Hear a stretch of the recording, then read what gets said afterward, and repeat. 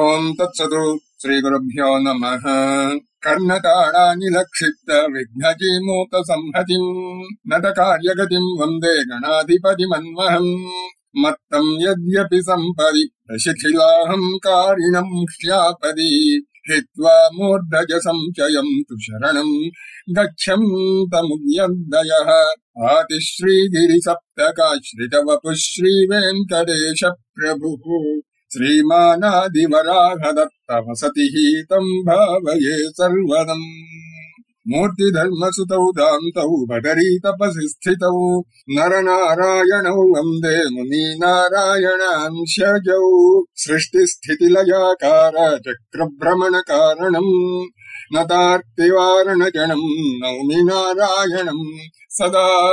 సమస్తోపనిషత్సార క్షీరపూర్ణ నిజోదరం నరం వందే నరవరం నారాయణ సిహృత్పరం. యమప్రాప్య నివర్తంతే వచాంసి మనసా సహ తస్య లీలాం వర్ణయంతీమంబాం వాణీముపాస్మహే.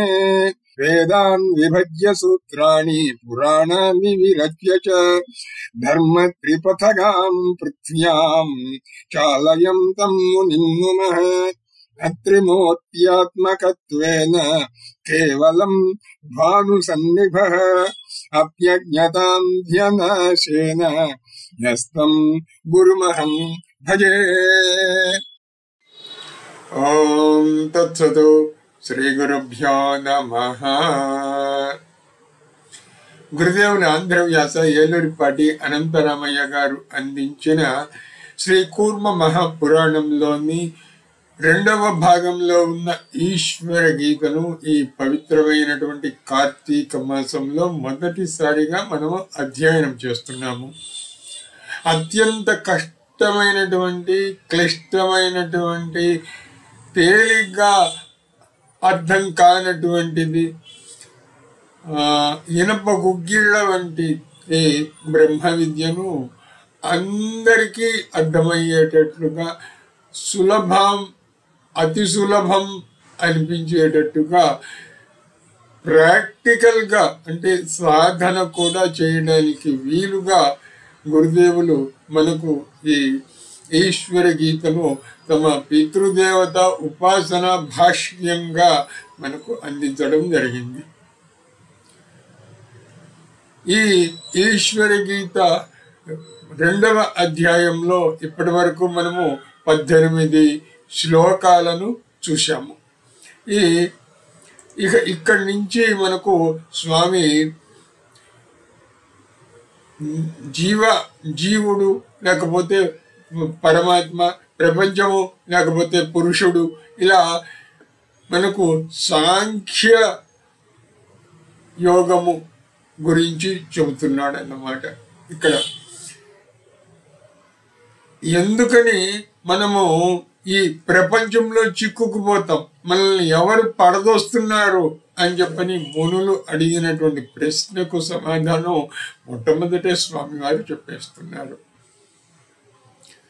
ఆత్మ అంటే ఏమిటి, ఆత్మ లక్షణములు ఏమిటి, ఆత్మని ఎలా మనము గుర్తించాలి, దాని స్వరూపం ఏమిటి, స్వభావం ఏమిటి, ఇటువంటివి చెప్పి ఆత్మ కానిది ఏమిటి అనేటువంటిది కూడా చెప్పారు.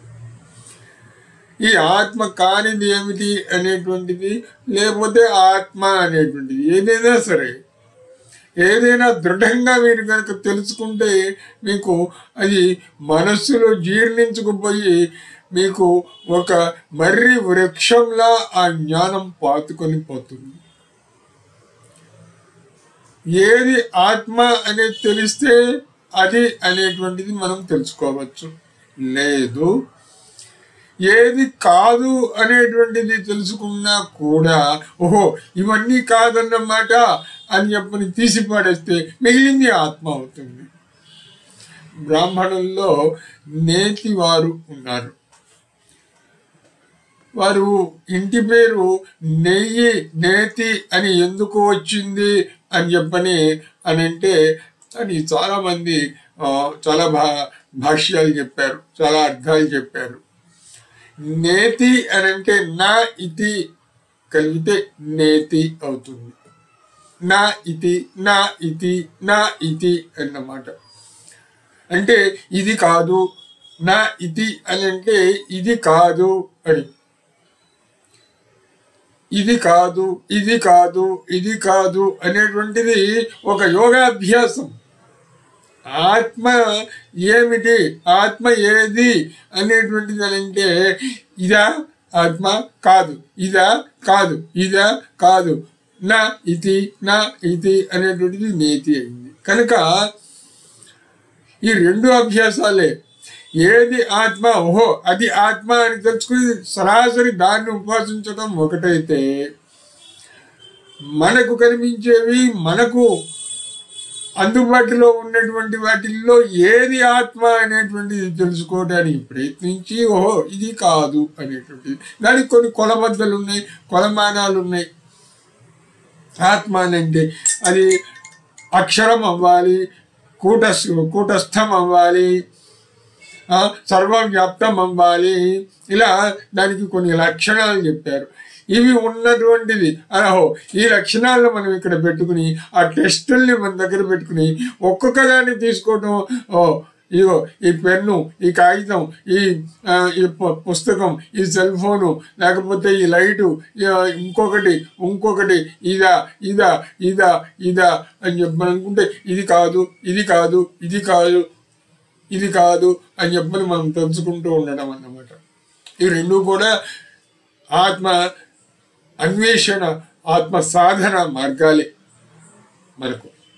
కనుక ఈ రెండింటిలోనూ ఏది అనేటువంటిది మనము ఏదైనా అభ్యసించవచ్చు. కనుక ఈ 18వ శ్లోకము దగ్గర నుంచి స్వామి మనకు అప్పటి వరకు ఆత్మకు ఉన్నటువంటి లక్షణములను చెప్పిన వారు, నిర్వచనములు చెప్పి దాని గురించి వాళ్ళు ఇప్పుడు మనల్ని ఈ లంపటంలోనికి, ఈ ప్రపంచంలోనికి, ఈ సంసార సాగరంలోనికి, ఈ కష్టాల కాసారంలోనికి తోసివేస్తోంది ఏమిటో చెప్తున్నాడు. ఈ ఎవ్వరిని తోయట్లేదు. ఇక్కడ గమనించుకోవాల్సింది, పరమాత్మ కూడా ప్రపంచాన్ని సృష్టించింది మనకు బాధలు పడడానికి, బాధలు పెట్టడానికి, మనం బాధలు పడడానికి ఆయన ఏమీ సృష్టించలా.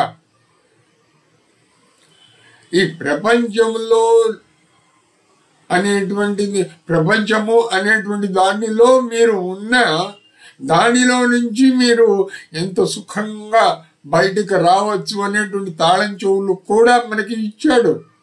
ఆయన ఒకసారి కాదు 10 సార్లు వచ్చాడు. దశావతారాల్లో వచ్చాడు, మళ్ళీ వెళ్ళాడు. అందులో నానా మృగాలుగా పుట్టాడు, సగం మృగంగా, సగం మనిషిగా పుట్టాడు, మనిషిగా పుట్టాడు, ఇంకా చాలా రకాలుగా పుట్టాడు. ఆయన ఏదో మనల్ని పడదోసి మనల్ని కష్టాల పాలు చేయటానికి ప్రపంచాన్ని ఏమి సృష్టించిన వాడు కాదు. కనుకనే పశ్యంతి ఋషయో అవ్యక్తం నిత్యం సదసదాత్మకం ప్రధానం ప్రకృతిం బుద్ధ్వా కారణం బ్రహ్మవాదినః. బ్రహ్మవాదులు అందరూ కూడా ఈ పురుషుడు అనండి, లేకపోతే పరమాత్మ అనండి, ఆయన్ని ఉపాసిస్తూ ఈ ప్రపంచం మొత్తము కూడా ఇది ఆయన ప్రతిబింబం వంటిది, దీంతో మనకు పనిలేదు అని చెప్పనని పరమాత్మను ఉపాసిస్తూ వచ్చారు. తేనాయం సంగతో హ్యాత్మ కూటస్థోపి నిరంజనః స్వాత్మానమక్షరం బ్రహ్మ నావబుధ్యేత తత్వతః. కూటస్థుడు, నిరంజనుడు అయినటువంటి ఆ పరమాత్మ తత్వము మనకు అక్షరం బ్రహ్మ. ఆయన అక్షరుడు, క్షయము లేనటువంటి వాడు. కనుక అనాత్మన్యాత్మ విజ్ఞానం తస్మాత్ దుఃఖం తథేతరం రాగద్వేషాదయో దోషాః సర్వే భ్రాంతి నిబంధనాః. ఈ రాగద్వేషములు, కామక్రోధములు, మద మాత్సర్యములు, మనసుకు పడుతున్నటువంటి మలినములు, ఇవన్నీ ఎందుకు వస్తున్నాయి? సుఖ దుఃఖములు, భోగభాగ్యములు అన్నీ దానికి బంగారమైనా కూడా శిలలే, మనకు శృంఖలములే, బంధములే. ఒకటి బంగారం సంఖ్యలో, ఇంకోటి ఇనప సంఖ్యలే. ఏదైతేనే సంఖ్యలు లేనప్పుడు కనుక ఇక్కడ ఇవన్నీ ఎందుకుని ఏర్పడుతున్నాయి అని చెప్పంటే, ఆత్మ అనాత్మ లేకపోతే పరమాత్మ కానిది అనేటువంటి జ్ఞానం లేకపోవడం వల్ల మనకి ఏమవుతుంది అని అంటే, అనవసరమైన జ్ఞానం ఏదో వచ్చి అక్కడ కూర్చుంటుంది.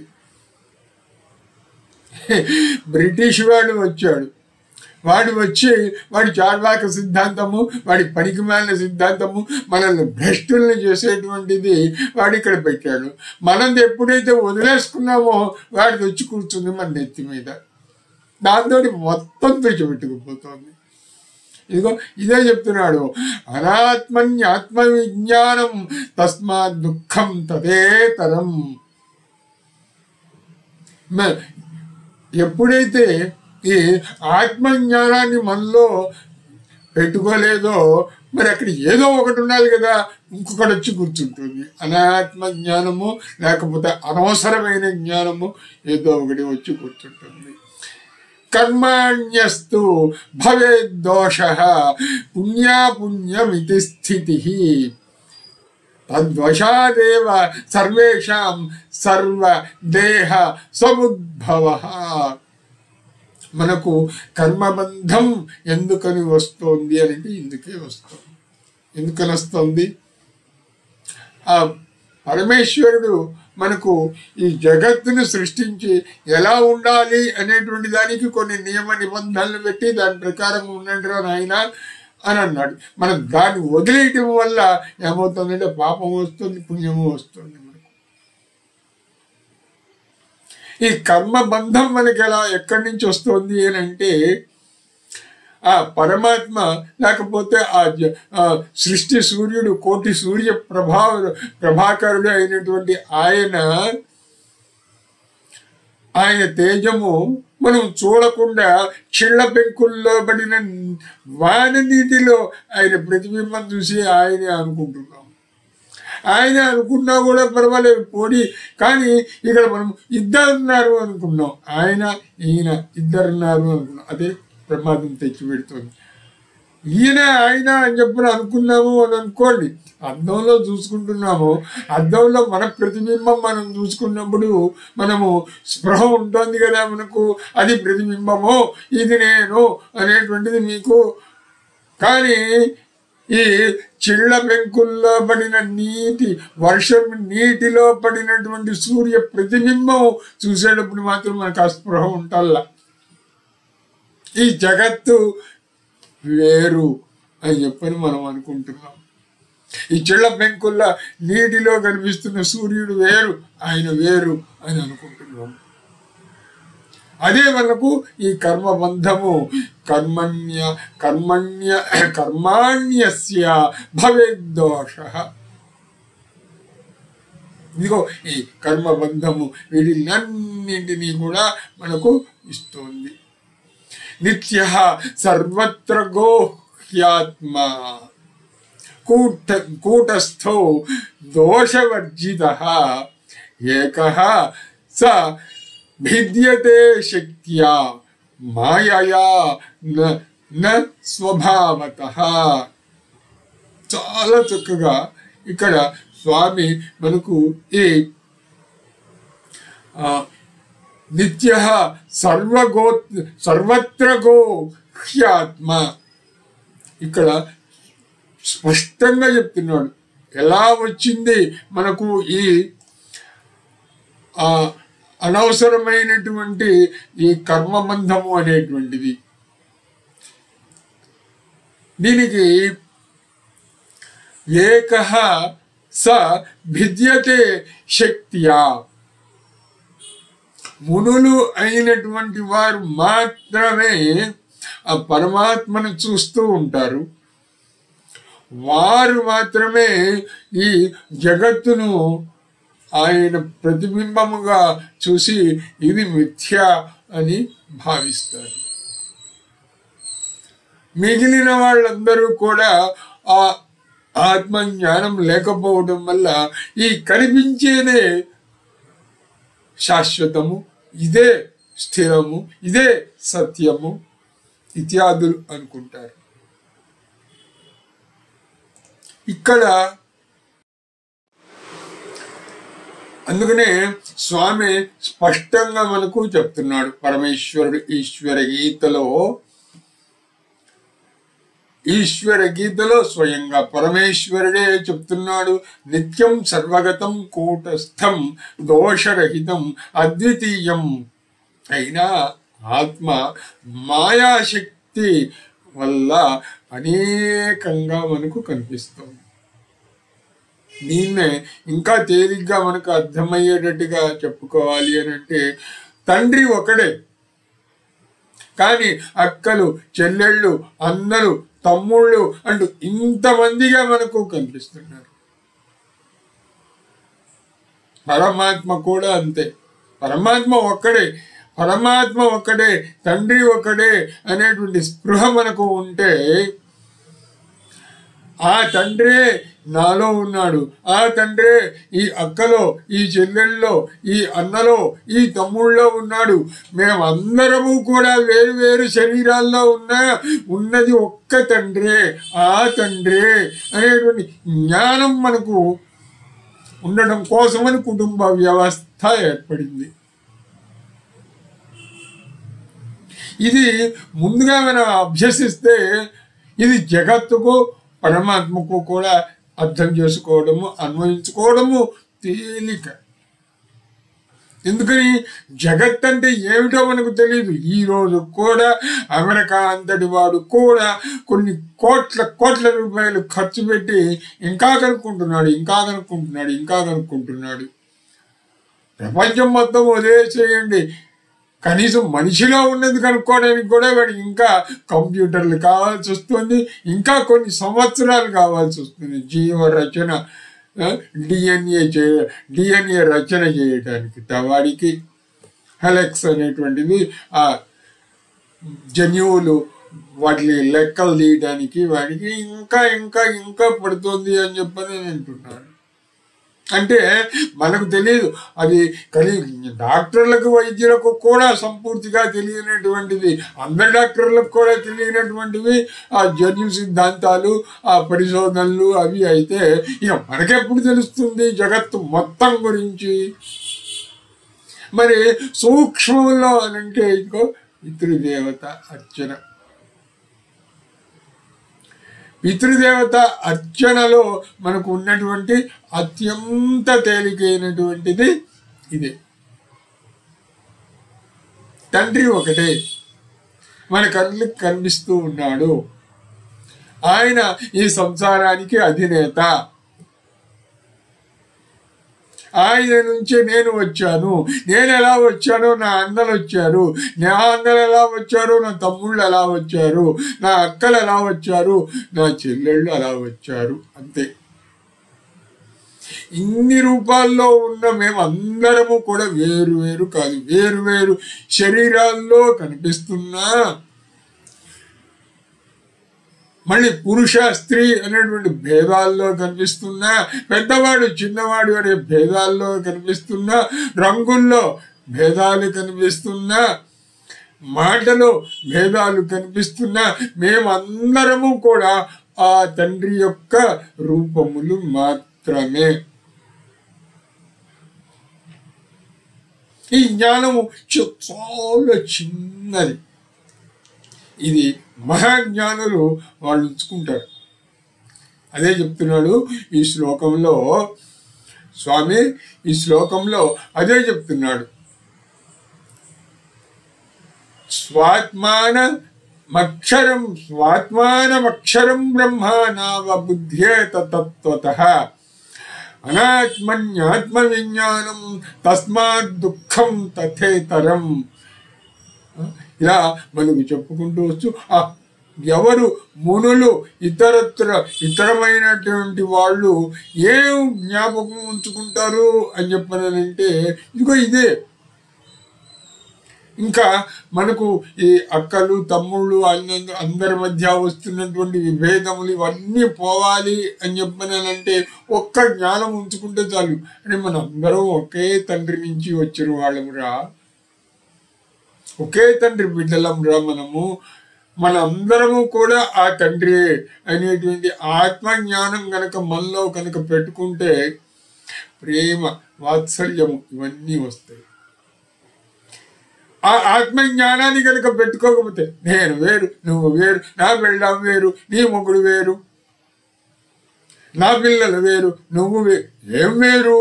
అన్ని వేర్లు ఒకటే, తల్లి వేరు, ఆ వేరు నుంచో వచ్చినవి ఇవన్నీ పిలకలు. కానీ ఈ జ్ఞానం మనకు లేకుండా పోతుంది. మళ్ళీ ఈ జ్ఞానం కలిగించడం కోసము అనేటువంటిది పరమాత్మ ఏం చేశాడంటే, చెడిపోకండిరా నాయన, నన్ను మీరు తెలుసుకోలేకపోయినా ఇగో ఈ పితృదేవత అర్చనలు ఇస్తున్నాను, ఈ పితృదేవత అర్చనలను మీరు పాటించండి. అవి పాటించినందువల్ల మీకు మళ్ళీ జ్ఞానము లభిస్తుంది, నా జ్ఞానం మీకు దొరుకుతుంది. మీ నాన్నకు తలకొని పెట్టి ఆయనకు పిండ ప్రదానాలు చేస్తే నాలో కలుపుకుంటానురా మిమ్మల్ని అని పరమాత్మ ఏర్పాటు చేశాడు. ఎందుకు అని అంటే ఇందుకు. ఇది వదిలేసాం, ఏ ఆత్మజ్ఞానాన్ని మనం తీసినందువల్ల ఏమైంది? అన్యథా జ్ఞానం వచ్చి మనలో ప్రవేశించి తద్దినాలు కావాలా, మాసికాలు కావాలా, మాసికాలు 12 పెట్టాలా, కూతురికి పెళ్లి చేసుకుంటే తద్దినం పెట్టచ్చా, కొడుకు ఒడుగు చేసుకుంటే తద్దినం పెట్టచ్చా, కొత్త ఇంట్లో తద్దినం పెట్టచ్చా? ఎక్కడి నుంచి వచ్చాయి ఇవన్నీ? తండ్రి అనేటువంటిది మనము తీసి పారేసేసి ఆయన వేరు నేను వేరు అని అనుకోవడం వల్ల ఇవన్నీ వస్తున్నాయి. ఆయన దెయ్యము, ఆయన ఒక భూతము, చచ్చిపోయాడు అని అనుకోవడం, మళ్ళీ కాళ్ళు కడుక్కోవాలి, ఆ రోజు ఇలా చెయ్యాలి, ఈ రోజు ఇలా చెయ్యాలి. నిజమే, పితృదేవత అర్చన రక్తమాంసములతో పుట్టిన వాళ్ళని పరమాత్మ స్వరూపమైనటువంటి అర్చన భేదములు కల్పించడం కోసం వాళ్ళకి హవ్యములు అన్నారు, వీళ్ళకు కవ్యములు అని చెప్పని అన్నారు. ఎందుకు అనంటే నీకు అర్చనలో భేదములు తిరగటం కోసం ఇవి ఉన్నాయి. ఇదొక ప్రత్యేకమైనటువంటి అర్చన విధానం, అంతవరకే.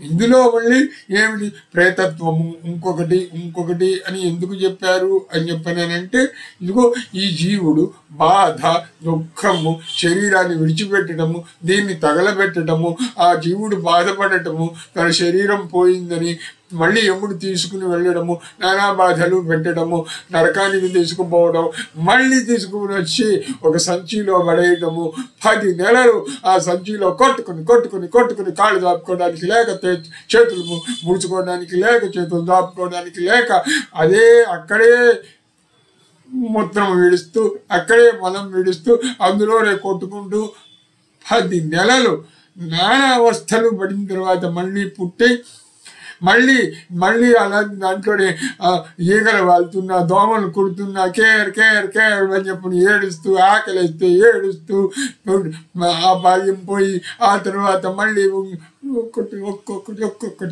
వచ్చి, మళ్ళీ ముసలితనం వచ్చి, మళ్ళీ అదే విధంగా ఈగలు వాళ్ళకు అదే దోమలు మనల్ని కుడుతూ ఉంటే, మళ్ళీ ఇంకోటి ఉంటే వాటిని కూడా తోలుకోలేక మళ్ళీ ఎప్పుడు వస్తుందిరా చావు అని చెప్పి ఎదురు చూస్తూ చావు వచ్చి, ఇవన్నీ ఉన్నాయి కనుక దీన్ని ఏం చేశాడు అని చెప్పంటే, ప్రత్యేకమైనటువంటి అర్చన విధానాలు ఆయన సృష్టించాడు. కవ్యములుగా వీటిని సృష్టించాడు. అంతేనే కానీ ఇవన్నీ దెయ్యములు ఇంకొకటి కాదు. ఇవన్నీ ఎప్పుడు అని చెప్పానంటే మీకు ఇవన్నీ మీరు ఎందుకు చేయడము అని చెప్పానంటే నాయన ఇవి కష్టములు, ఇవి నష్టములు, ఇవి పాపములు, ఇవి చేస్తావు, ఇవి చెయ్యకు అనేటువంటిది నువ్వు తెలుసుకుంటూ ఆ పరమతత్వమైనటువంటి తండ్రిని అప్పటికైనా నువ్వు అర్చించి ఆయన భగవత్ స్వరూపాన్ని తెలుసుకోవడం కోసం పితృదేవత అర్చనలు ఉన్నాయి. దాన్ని మనం ఎప్పుడైతే వదిలేసామో ఇదిగో ఇక తద్దినాలు, మాసికాలు, ఇంకొకటి తర్పణాలు, ఇంకొకటి అని చెప్పని పెట్టుకుని మన కులానికి అసలు ఆచారమే లేదుట. కొంతమంది నా ప్రాంతానికి మళ్ళీ అందులో ప్రాంతము, మళ్ళీ కులము, అందులో మతము, వైష్ణవము, శైవము, ఇంకొకటి అని చెప్పి హిందూ మతంలోనే అంటే ఇన్ని రకములైనటువంటి వాటిల్లో మనకు భ్రష్టత్వము పొందటానికి కారణం ఏంటంటే ఇదిగో ఇది. ఈ ఆత్మతత్వము మనకు అలవడవలసినటువంటిది అలవడకపోవడం వల్ల, తెలియవలసినది తెలియకపోవడం వల్ల, గుర్తుంచుకోవలసింది గుర్తుంచుకోకపోవడం వల్ల చదువుకునేవాడి కన్నా మడేలు మంచివాడు అని చెప్పి ఎందుకు అవుతున్నాడు అని అంటే ఇందుకే వాడికి తెలుసు తండ్రి ఆయన చెప్పింది మనం వినాలి. ఆయన నాన్న, తాత అంటే పెద్దవాళ్ళు వాళ్ళు చెప్పారు, వాళ్ళు కులంలో పెద్దవాళ్ళు. ఇంకా చెప్పాలి అని అంటే మనము ఈరోజు కొన్ని తక్కువ కులములు అని చెప్పని అనుకుంటున్న వాళ్ళు సంస్కారంలో చాలా గొప్పవాళ్ళు. వాళ్ళకి కులంలో ఉన్నటువంటి పెద్దలు, ఇంటిలో ఉన్నటువంటి పెద్దలు వాళ్ళు ఏం చెప్పారు, వాళ్ళు వద్దు అని చెప్పారంటే ఇంకంతే అయిపోతారు వాళ్ళు, అంతే. ఇవన్నీ ఎవరికి వస్తుంది అని అంటే ఇదిగో ఈ నడమంత్రపు సిరి నరాల మీద పుండు మాదిరిగా ఇగో ఈ కొత్తగా వచ్చినటువంటి విద్యలు, ఈ కొత్తగా వచ్చినటువంటి ఉద్యోగాలు, ఈ కొత్తగా వచ్చినటువంటి జీవన విధానాలు వీటి వల్ల వస్తుంది. కనుక ఉంచుకోవలసిన జ్ఞానం ఏమిటి అని అంటే ఇగో స్పష్టంగా చెప్తున్నాడు. మునులు పరమార్థంలో అద్వైతమే చెప్పాడు. నీ తండ్రి వేరు, నువ్వు వేరు కాదురా, ఆ పరమాత్మ వేరు, ఈ జగత్తు వేరు కాదురా, అద్వైతమే చెప్పారు. కానీ మనకు ఈ ప్రకృతి అనేటువంటి దాన్ని మాయ క్రమి వేయడం వల్ల ఈ అనేక మనకు ఇంకో ఈ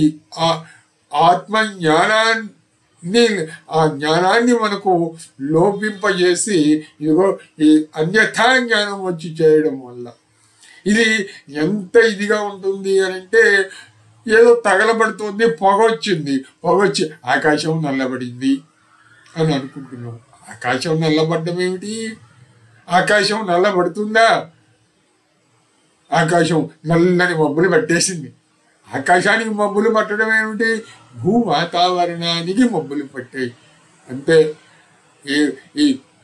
ఎన్నిసార్లు మనం ఫ్లైట్లు ఎక్కినప్పుడు చూసాము. ఓహో, ఆ తర్వాత పైకి చూస్తే మొత్తం కూడా ఇప్పుడు పగలైతే నీలంగా ఉంటుంది, రాత్రి అయితే నల్లగా ఉంటుంది. దానికేం పట్టలా ఈ మబ్బులు కానీ పొగ కానీ.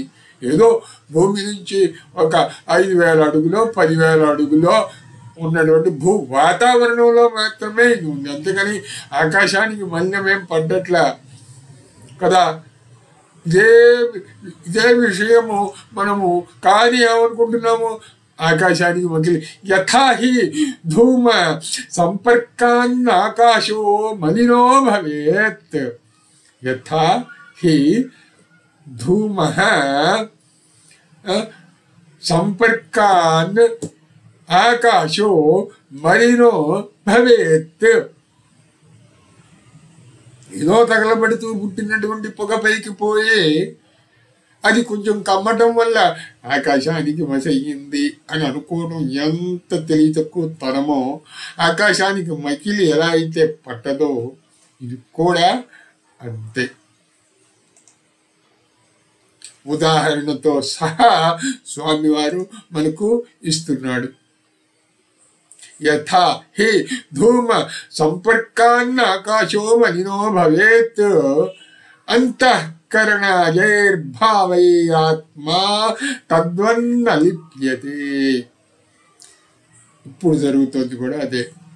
పరమాత్మ ఈ జగత్తు ఈ రెండింటి మధ్య ఇదిగో ఇక్కడ మనం తగలబెడుతున్నటువంటిది, కర్మ ద్వారా తగలబెడుతున్నటువంటిది ఏమవుతుంది, అంతకంతకి ఇది పొగ బయలుదేరి ఆకాశాన్ని కనిపించనివ్వకుండా చేస్తుంది.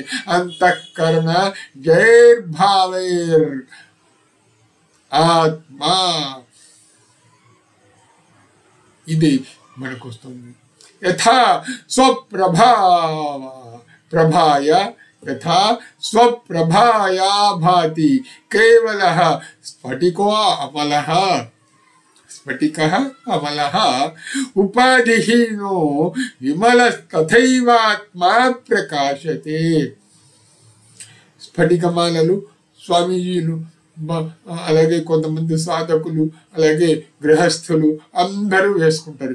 ఎందుకు స్ఫటికమాల వేసుకోవాలి? ఆ స్ఫటికము నుంచి మనం సాధనను చేయడానికి కోసం స్ఫటికమాల వేసుకుంటాం. స్ఫటికము ఎర్రని దాని దగ్గర ఉన్నప్పుడు ఎరుపైపోతుంది, నీలం దాని దగ్గర ఉన్నప్పుడు నీలమైపోతుంది. దానికి ఇవన్నీ వస్తూ ఉంటాయి, వెళుతూ ఉంటాయి, కానీ స్ఫటికంగానే ఉంటుంది. ఇది స్ఫటికః అమలః భాతి కేవలః యథా స్వప్రభయా. ఎన్నున్నా సరే మనకు ఇదిగో ఉపాధిహీనో విమలస్తథైవాత్మ ప్రకాశతే. ఆత్మ కూడా అంతే, స్ఫటికము వలె అది ఉంటుంది. సదాభాసుడు ఆయన. ఈ విధంగా పరమేశ్వరుడు మనకు ఆత్మజ్ఞానాన్ని ఈ ఈశ్వర గీతలో చెబుతున్నాడు. గురుదేవుల ఆంధ్రవ్యాసుల వారు మనకు ఆశీర్వాదములతో ఇచ్చినటువంటి ఈ కూర్మ పురాణంలోని దీని ద్వారా మనము అధ్యయనం చేస్తున్నాం. గురుదేవుల అనుగ్రహంతో రేపు కూడా మనకు ఈ ఈశ్వర గీత సాధన చేసేటువంటి అవకాశం కల్పించాలని గురుదేవుల్ని ప్రార్థిద్దాము. ఓం తత్సతు. పరమేశ్వరార్పణమస్తు.